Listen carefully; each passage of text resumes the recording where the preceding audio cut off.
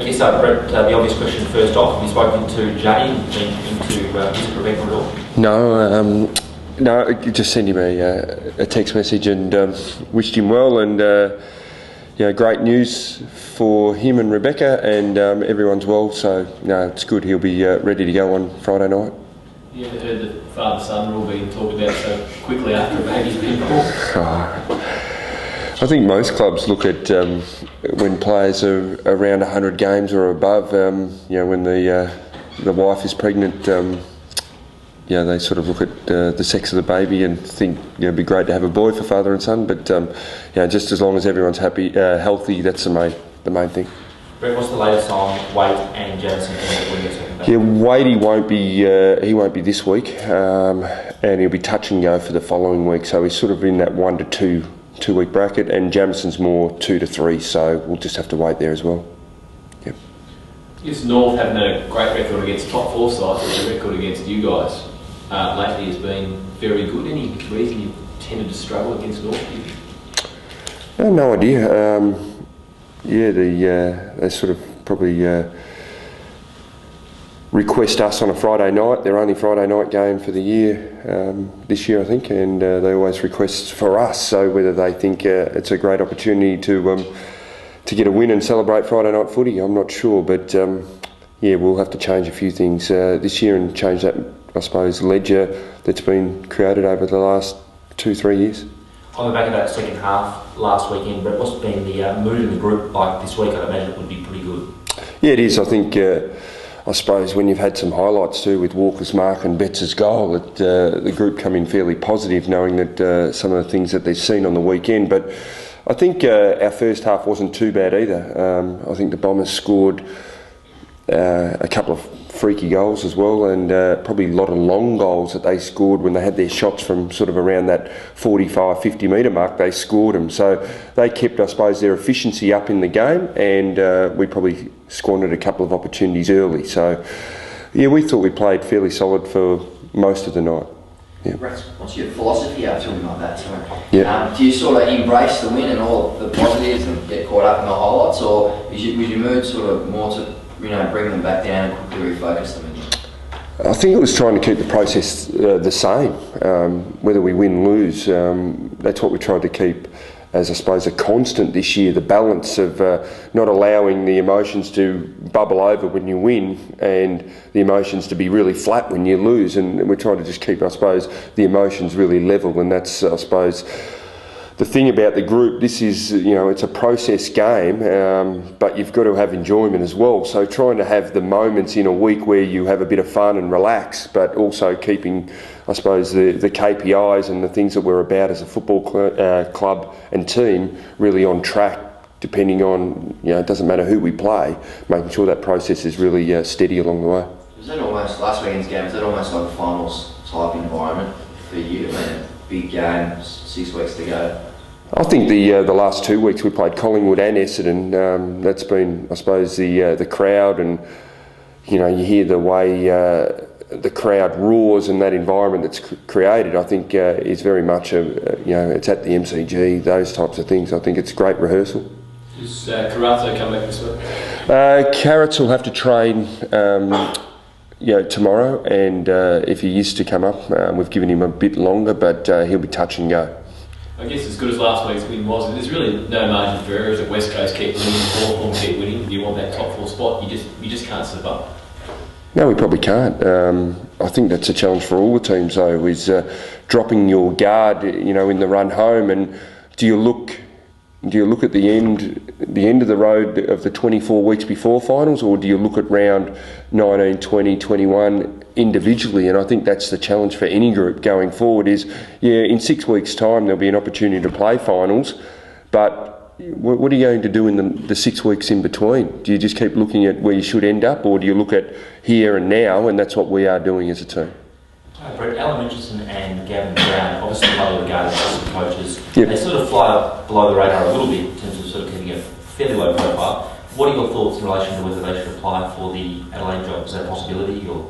Yeah, I think it is. I think Alan's been really close in a couple of interviews, so he'd be one that yeah, I'd be really surprised if Adelaide don't at least hear from him, because he's got all the credentials, and he's a senior assistant here, and he's got all the credentials to be a senior coach. So his time in the game, right through all departments, he's nearly done everything in coaching. So, and Gav's coached his own team and been involved in great success at Collingwood. So yeah, I wouldn't be surprised if they get the opportunity to interview.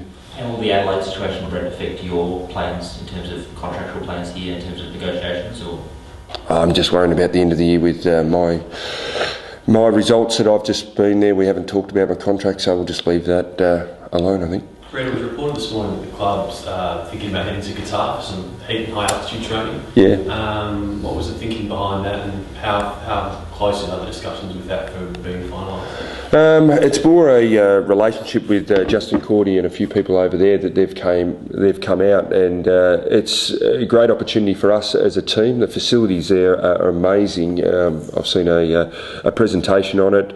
All the things that we'd love to get out of a pre-season training camp are all there. So I think that'll be discussed a bit further and probably finalised in the next month, 6 weeks.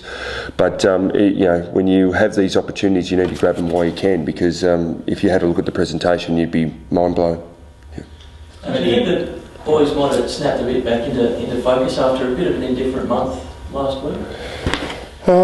We played Collingwood, and that result was pretty solid from a team point of view, and we had a couple of hiccups. Bulldogs more offensively, and West Coast more defensively. But I think we probably did. I think our run towards the end of the game was something that we really seen, getting back over the top of the ground again, and I thought our spread was really good from the first bounce, so that was really encouraging. I think at times, in seasons, you do have flat periods, or you just don't look as, I suppose, on as some weeks. But it was good to see the boys really enjoying themselves and running. That's a big key part of the game. Any issues with Danny Cruiser after he landed a little bit awkwardly on his knee? No, he's okay. He took it pretty fairly easy, you would say, during the week so far, but he'll play. No problems there. I suppose you had to deal with Travis Cloak a couple of weeks ago. Drew Petrie's been in fairly slow form, you would argue? Yeah, he's been in great form, yeah. I suppose that's a concern for us. I think the success of the Kangaroos has been when they're marking the ball inside 50. They've been, I suppose, the biggest scoring source they've had when they're winning games. So that'll be one that Petrie really, if he dominates, will be under enormous pressure. So how we stop him? Maybe the supply. They're getting a lot of footy inside 50, so that's allowing Petrie to get to more contests. But it'll be something that we really analyse at match committee a lot deeper, how we control him and the ball supply. Some people would seem surprised that your name is still, seen as being in jeopardy as a coach here. Surely you'd be confident of keeping your job for next season, given the team's form, and you're in the top 4 at the moment.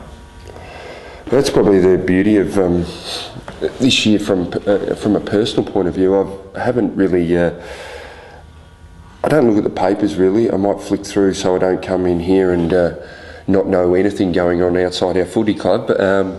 I don't listen to any of the radios. I don't watch any of the footy shows. So really, I'm not worried what people think. They can say I'm in jeopardy, and that's the biggest thing about coaching too, is hearing Chinese whispers and third-party conversation and rumour, innuendos, what ifs.